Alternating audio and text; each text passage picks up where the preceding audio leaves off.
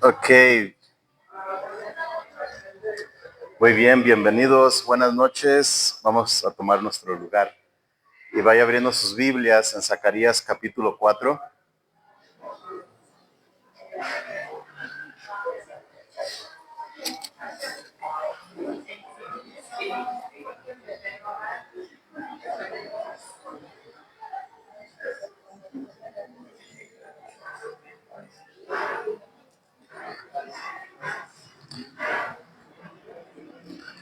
Zacarías capítulo 4.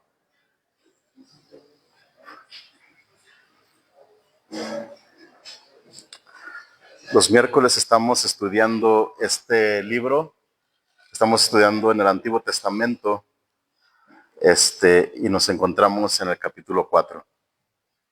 Ok, ¿qué tal si oramos? Y en su oración, le veo una oración también en su corazón a favor de Fabi, de la familia que pues ya se enteraron que su mamá falleció. Entonces vamos a pedir por fortaleza y si estás viendo, Fabi, te mandamos un fuerte abrazo de acá desde León para allá. Señor, hoy en esta noche te damos muchas gracias por permitirnos abrir tu palabra, meditar en ella y recordarnos cosas muy importantes.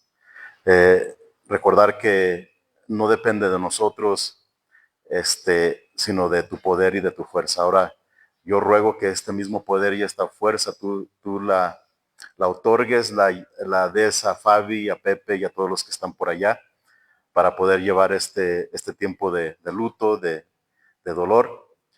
Por favor, ruego que estés ahí con ellos, que los abraces grandemente. También a todos los que están enfermos en esta noche, ruego que extiendas tu mano de sanidad y de alivio para que puedan estar bien, Señor. Lo levantamos en tus manos, pidiendo que tu Espíritu Santo también nos ministre esta palabra a nuestro corazón. Te lo pido en el nombre de Jesús. Amén. Y amén. Te quiero recordar que este libro de Zacarías que Dios le dio al pueblo de Israel es de 8 visiones. Y esto con la finalidad que continúen la obra que Dios les había encomendado de reconstruir el templo en Jerusalén. Y este capítulo 4 toca la quinta visión y es el candelabro, candelero, como lo quieres decir, es la misma palabra. Y también toca el tema de los dos ungidos. Entonces el Señor les da esta visión porque sabía que no era una tarea fácil. Había dificultades, había trabajos imposibles, había un montón de escombros que a los ojos de este Zacarías o Zorobabel más bien le parecía como un monte, sí, como un monte de tanto problema. Y por eso Dios les da esta serie de visiones y la motivación no era solamente estimularlos, sino también para decirles cómo. O sea, Dios le está diciendo que hagan algo, pero le está diciendo cómo hacerlo. Está facultando, le está dando las instrucciones, cómo van a lograr vencer los obstáculos, cómo van a lograr vencer los problemas que están atravesando y que para muchos eran cosas imposibles. Sí, y vamos a entrar de una vez aquí a la visión que dice ahí en el versículo 4. En el versículo 1 al 3 dice la palabra de Dios: volvió el ángel que hablaba conmigo y me despertó como un hombre que es despertado de su sueño. Y me dijo: ¿qué ves?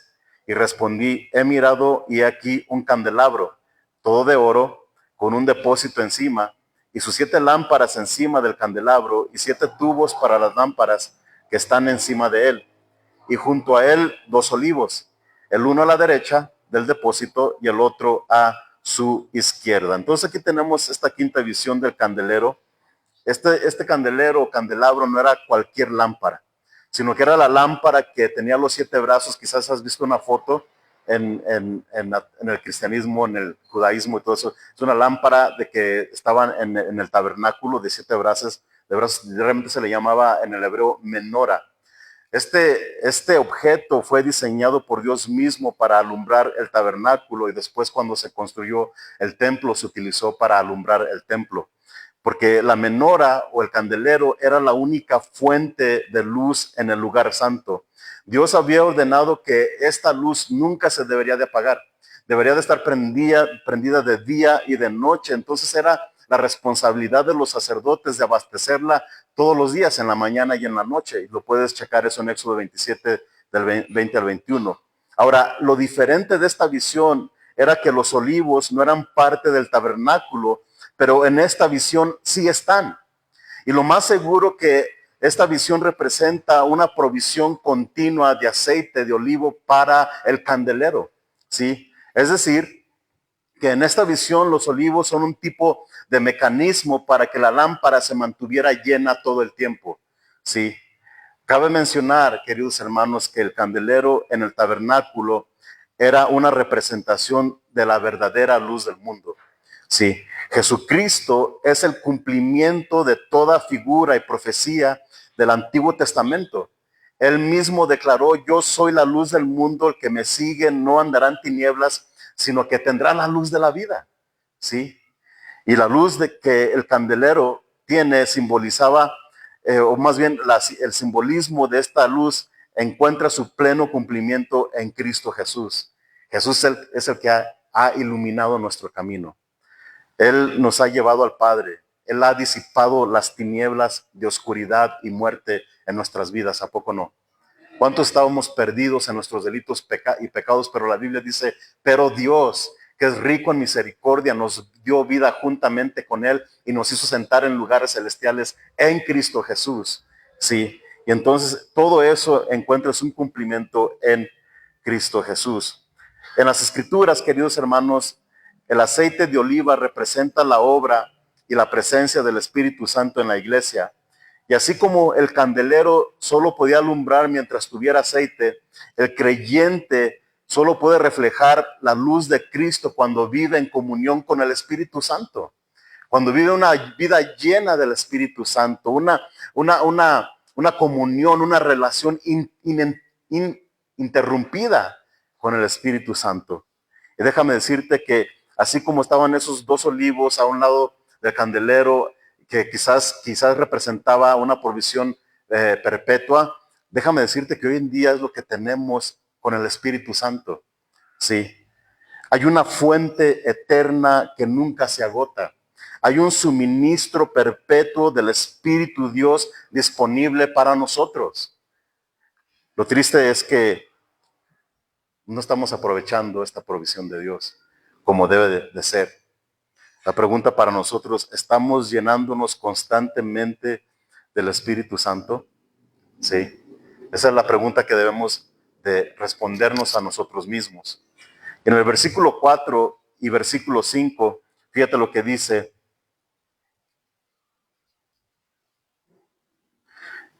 proseguí y hablé diciendo a aquel ángel que hablaba conmigo: ¿qué es esto, Señor mío?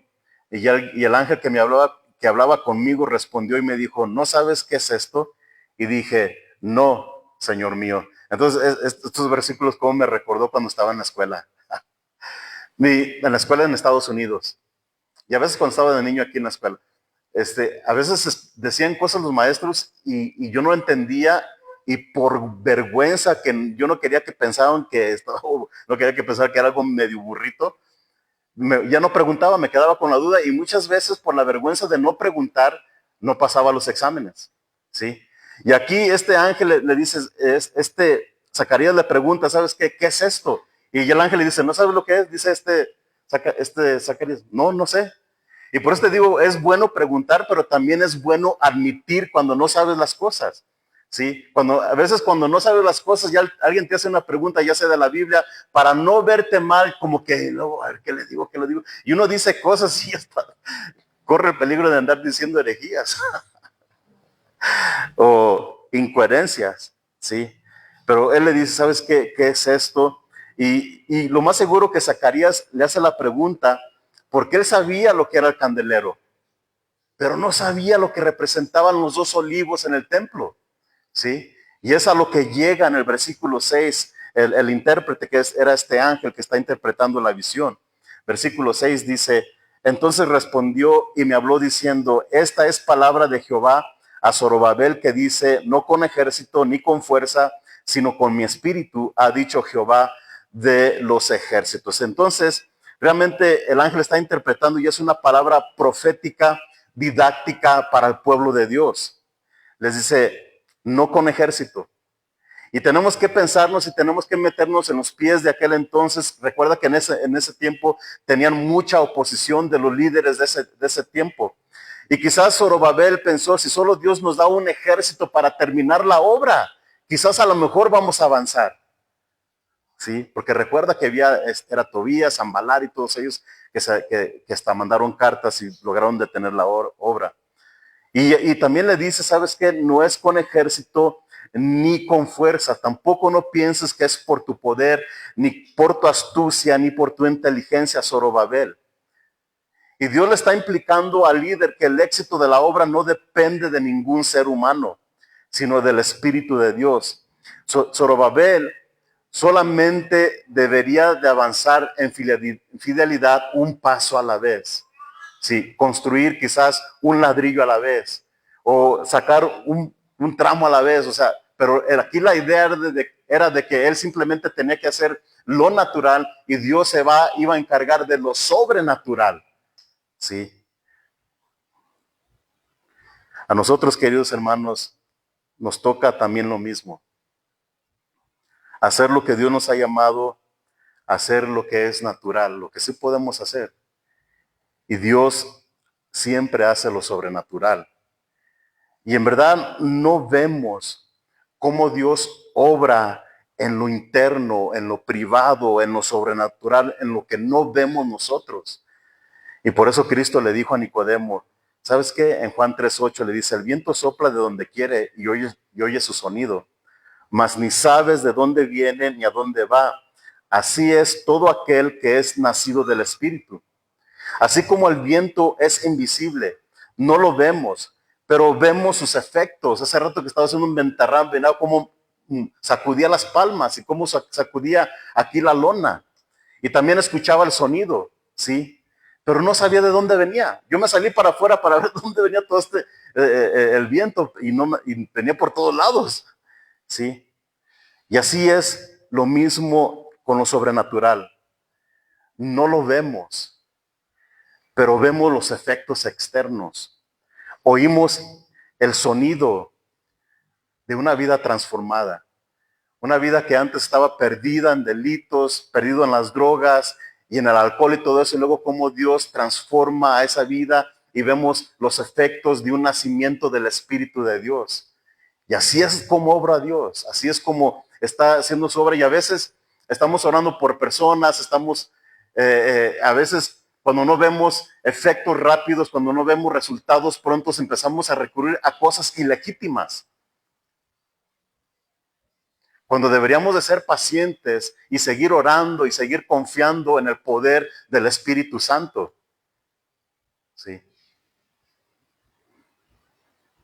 Y por eso fíjate lo que dice en el versículo 7.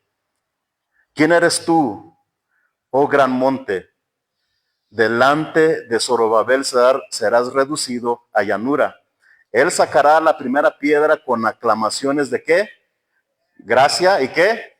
Gracia a ella. ¿Quién eres tú, oh gran monte? Delante de Zorobabel serás reducido a llanura. Este monte, algunos especulan que se refiere a todo el escombro de toda la destrucción que hizo Nabucodonosor y los demás reyes cuando fueron y destruyeron Judá y el reino del sur. Puede ser que sí, lo más seguro que sí, había tanto escombro, tanta destrucción, había mucho trabajo que para Zorobabel y para ellos parecía un monte imposible de mover, ¿sí? Pero lo que sí te puedo decir que también se puede referir a un monte de problemas, a un monte de problemas que se están enfrentando, que representan obstáculos, que representan impedimentos, barreras, imposibilidades o problemas, ¿sí? Y déjame recordarte que en muchas ocasiones Dios permite que enfrentemos situaciones que sobrepasan nuestras capacidades, que nuestras habilidades humanas. Nos encontramos ante situaciones en las que sentimos que no tenemos la preparación, la experiencia ni las habilidades necesarias. Entonces surge la pregunta, ¿cómo le haremos? Cuando viene tu primer hijo, ¿qué dijiste? Ahorita ya muchos sí se meten al internet, buscan mucha información, pero antes cuando no teníamos todo eso, ¿cómo se la rifaron los padres? No sabemos qué vamos a hacer con este bebé. Recuerdo cuando le cambié, la primera vez que le cambié los pañales a Moncho, espero no avergonzarlo. Lo levanté de las patitas y luego, en ese momento se le ocurrió hacer pipí. Mientras lo levanté, se llenó toda la carita al mismo. Muchos no van a saber esto, ¿ok? Pero después, ya en la madrugada, cuando te despierta llorando y no se quiere callar y no sabes qué hacer. Todavía recuerdo cuando uno de ellos tuvo su primer accidente, se nos cayó de cara hacia el suelo y éramos nuevos aquí en León, no sabíamos qué hacer. Y luego después de ratito dije, vamos a orar, mija. Y en el momento que oramos, este muchito dejó de, todo así hinchado de la cara, pero dejó de llorar. Y ya, se calmó.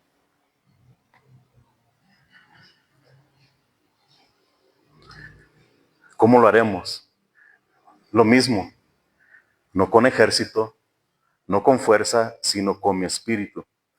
Y a veces pensamos en todo, y esto abarca muchas cosas, si solamente tuviéramos suficiente ayuda, si solo tuviéramos, estuviéramos más grandes, si solo tuviéramos todos los recursos necesarios, si solamente tuviéramos más estacionamiento, tuviéramos más y esto y esto. O sea, ¿sabes qué? La respuesta es de que no está en nuestras fuerzas.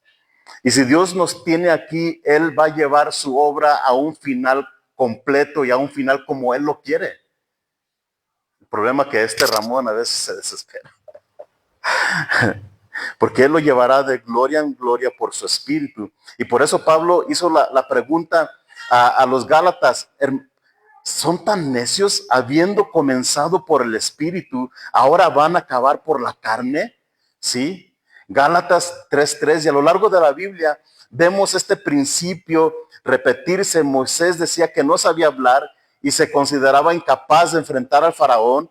Gedeón se veía a sí mismo como el más pequeño de su casa, que pertenecía a la familia más débil de su tribu. Pero ¿sabes qué? Dios no los escogió por sus habilidades, sino porque estaban dispuestos a depender de Él. Fue el poder de Dios lo que lo hizo posible, o lo que hizo lo que humanamente es imposible, Dios lo hizo posible. Y debemos siempre recordar esto. Este pasaje otra vez me dio unas cachetadas santificadas, porque a veces se me olvidan.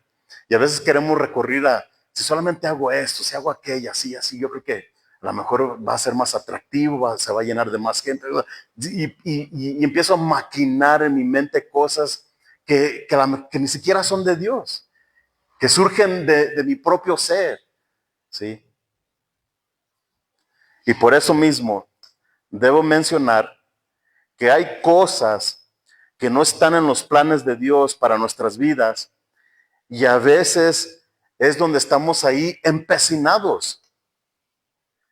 Y lo que les quiero animar, queridos hermanos, porque hay mucho cristiano que escucha doctrinas o cosas o ideas que escuchan que es algo famoso, algo que está de moda, lo escuchan y luego empiezan a hacer algo que no está en la voluntad de Dios, que no está en los propósitos de Dios ni en los planes de Dios, y están ahí aferrados y empecinados, queriéndolo hacer trabajar cuando Dios no está en esa obra. Y es cuando se recurre a lo ilegítimo.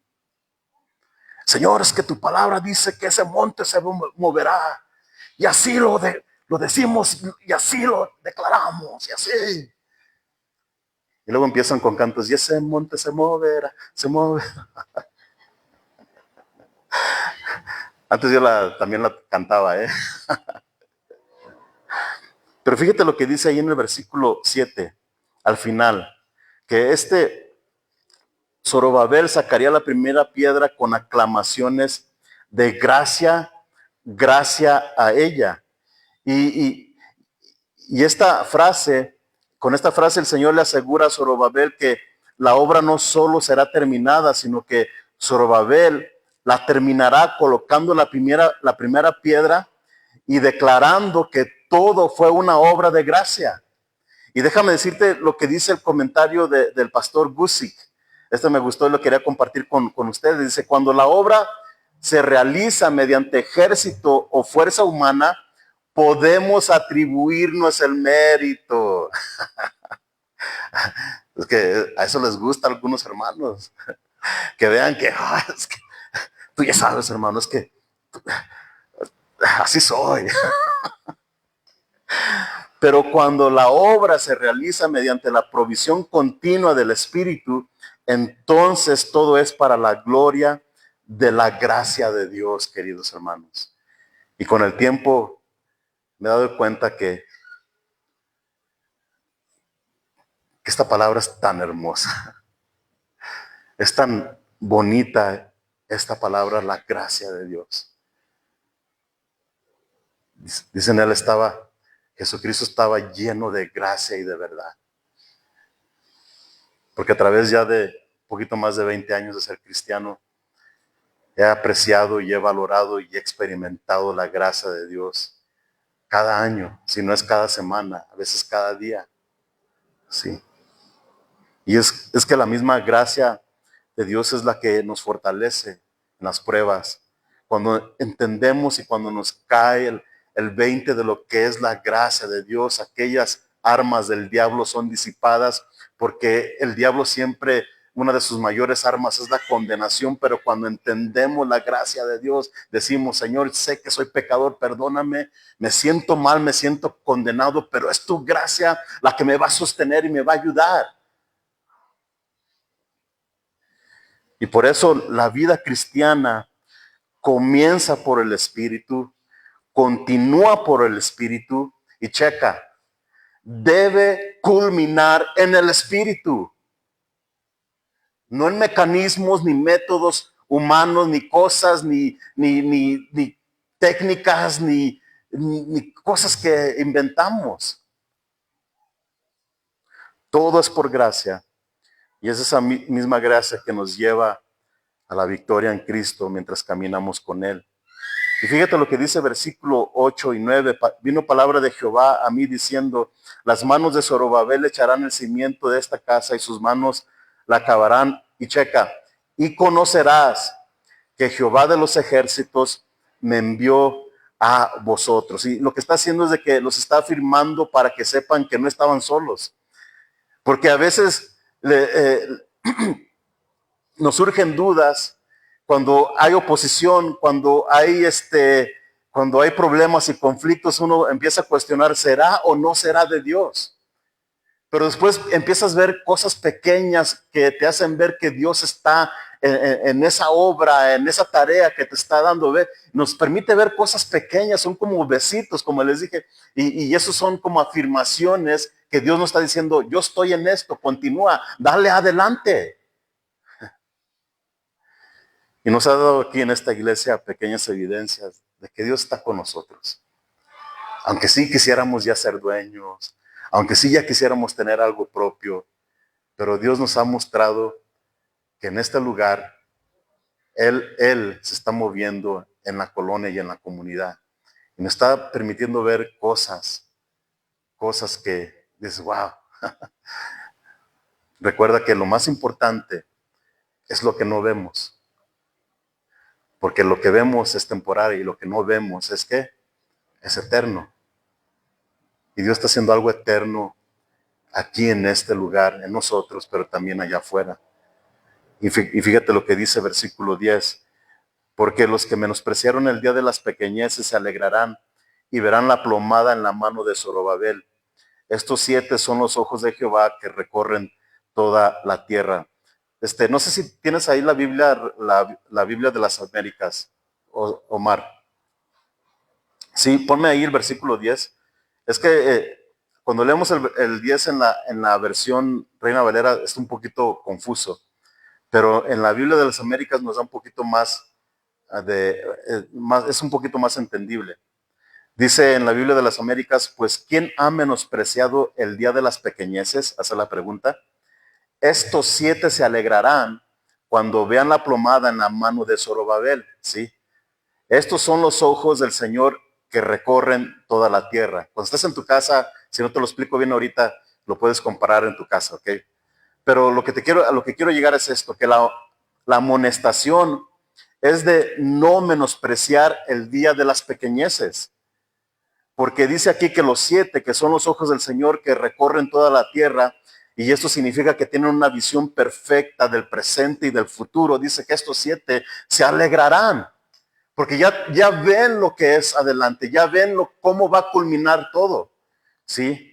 Y recuerda que el contexto de este pasaje es la reconstrucción del templo después del exilio, y muchos de los judíos comparaban el nuevo templo con el esplendor del templo de Salomón y se desanimaron, porque el comienzo pequeño les parecía insignificante, les parecía como nada.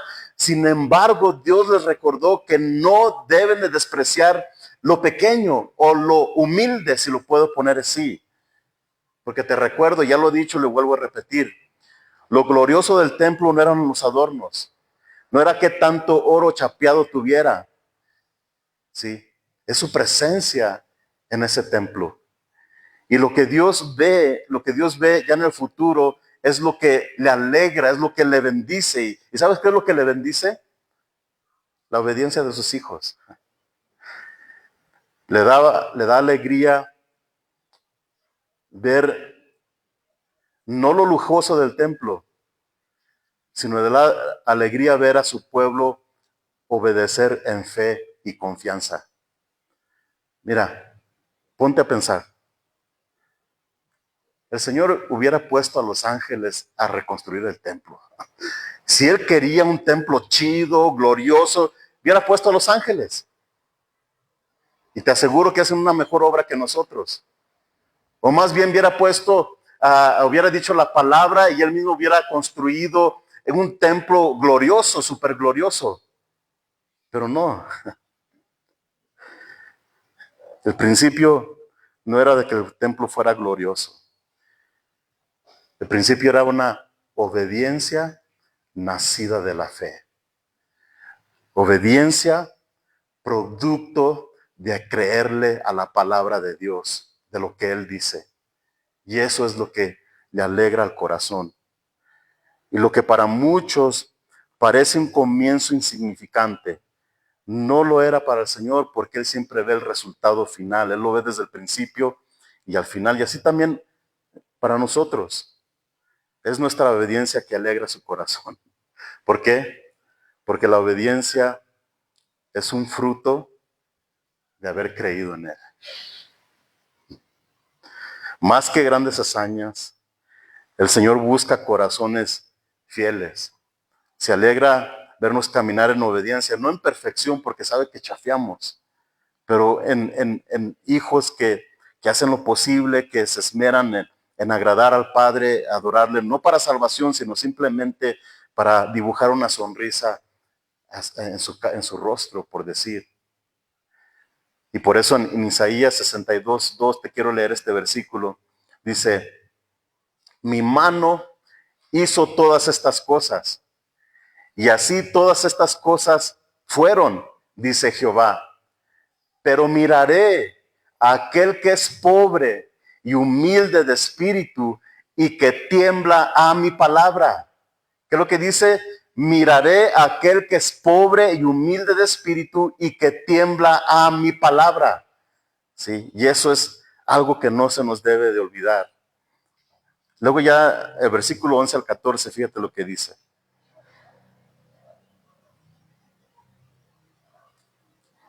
Hablé más y le dije, ¿qué significan estos dos olivos a la derecha del candelabro y a su izquierda?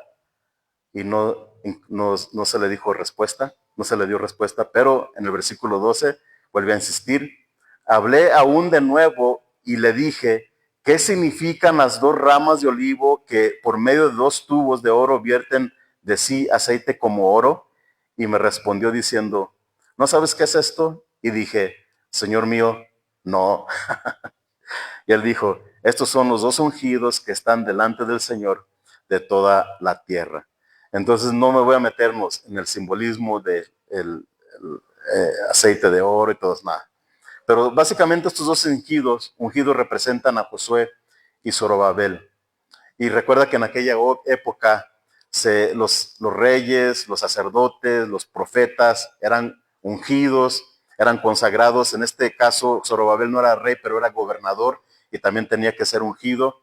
Entonces, eran como capacitados por Dios para una misión específica, ¿ok? Entonces, por eso son los dos ungidos y hasta ahí nos vamos a quedar. Solamente te quiero recapitular algo importante de lo que vimos.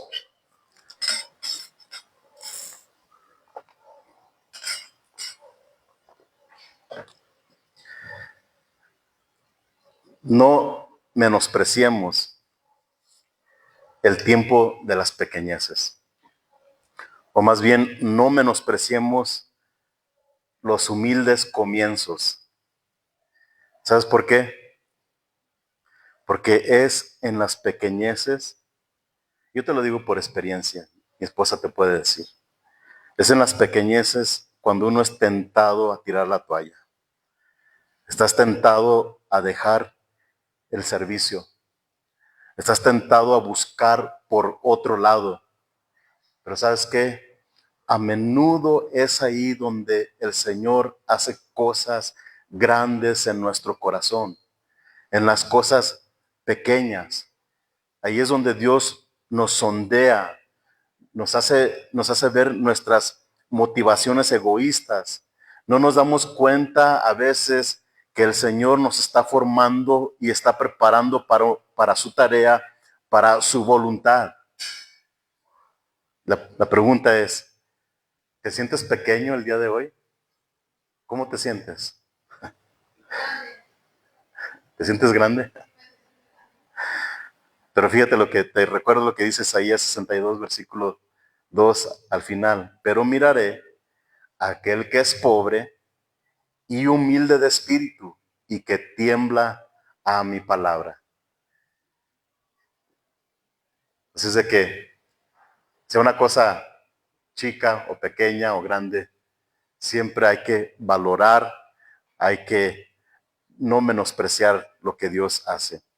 Y así como el sacerdote cuida la lámpara para que se mantuviera encendida, también nosotros somos llamados a permanecer o a ser llenos del Espíritu Santo continuamente en este mundo que está en oscuridad. Y recuerda que nuestra luz no proviene de nosotros mismos, sino de aquel que es la luz verdadera, ¿sí? Y que por medio de su Espíritu alumbra nuestra vida para que nosotros podamos alumbrar a otros. Otra pregunta es, ¿qué monte estás enfrentando? ¿Qué barrera? ¿Qué problema estás pasando? ¿Qué dificultad? Dios le prometió a Zorobabel que ese monte sería reducido a nada, no por un ejército, no por fuerza humana, sino ¿por qué? Por su espíritu. Miren, también nosotros no estamos construyendo un templo físico, pero estamos construyendo un templo espiritual. Y en este pasaje se me recordó que la tarea más grande que Dios nos ha encomendado a cada uno de nosotros es simplemente vivir la vida cristiana en un mundo caído.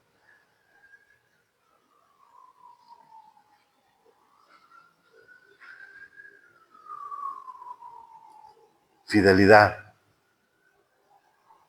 Porque no es un tiempo de una semana, no es un tiempo de 5 años, no es una vida de 20 años.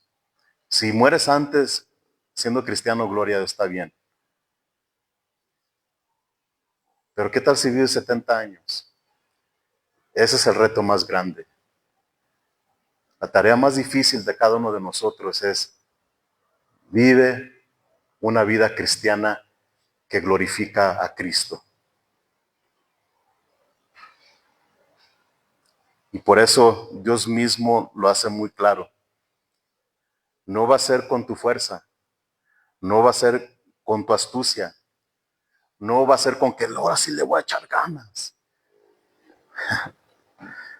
Es siempre la obra continua del Espíritu Santo. Y te recuerdo esta noche que hay una fuente que nunca se acaba y hay una provisión que nunca escasea y nunca se acabará, y es la agua viva del Espíritu Santo dada por Cristo a nuestras vidas.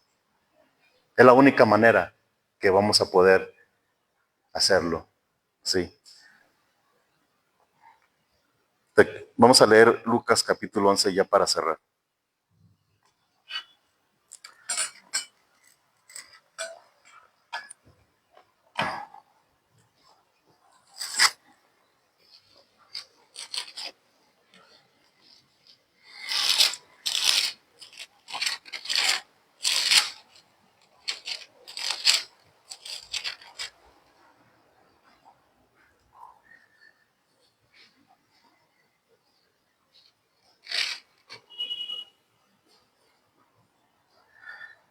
En Lucas 11, versículo 9, dice la palabra de Dios: y yo os digo, pedid y se os dará, buscad y hallaréis, llamad y se os abrirá.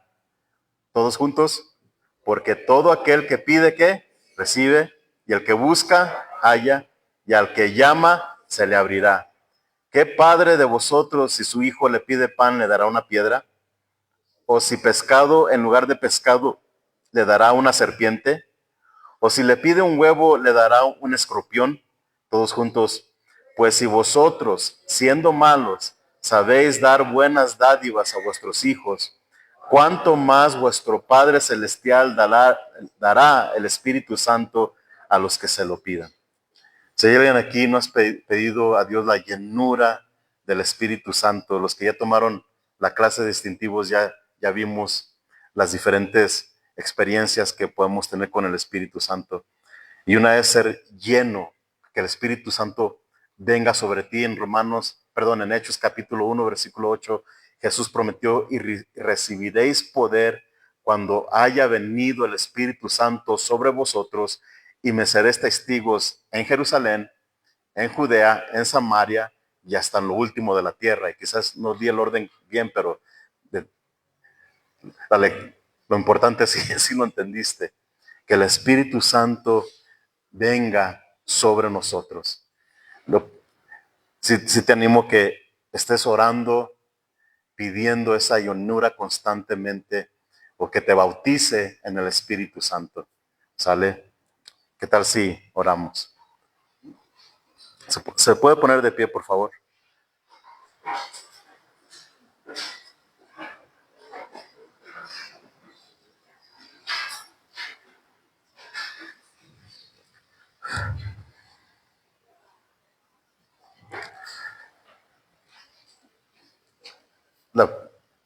Antes de que se me olvide, hay los verbos que menciona el pasaje de Lucas: pidan, busquen y llamen. Son verbos de tiempo presente continuo, es decir, implica que sigas pidiendo, sigue buscando y sigue llamando. No es de un día, no es de 2 días, no es de 3 días, es de toda una vida, continuamente.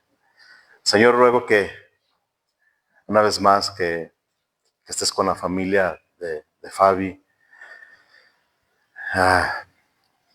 que los llenes de tu Espíritu Santo, a ella, Pepe, a todos, para que puedan compartir el Evangelio de las buenas nuevas que solamente se encuentran en Cristo Jesús.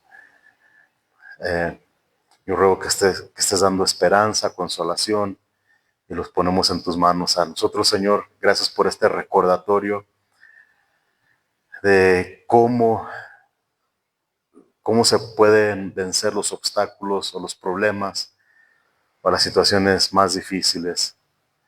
Y siempre ha sido y siempre será una obra del poder de tu Espíritu Santo, y por eso es lo que pedimos hoy en esta noche, Señor. Y yo en lo personal, perdóname por todas aquellas veces que he querido o lo he hecho, he recurrido a mi astucia, como dice el chavo, como dice el Chapulín, pero te ruego que me recuerdes, que nos recuerdes como iglesia, de siempre estar apoyándonos en ti. Y te pido todas estas cosas en el nombre de Jesús. Amén.